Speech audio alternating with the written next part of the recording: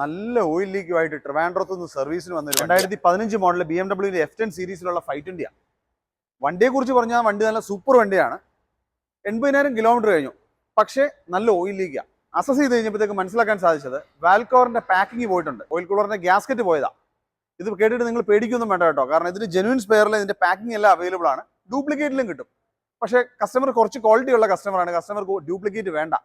കസ്റ്റമറുടെ തീരുമാനം നല്ലത്. കാരണം എന്ന് വെച്ച് കഴിഞ്ഞാൽ ഇതൊക്കെ മാറുക എന്ന് പറഞ്ഞാൽ കുറച്ച് സമയം എടുക്കുന്ന പരിപാടിയാണ്.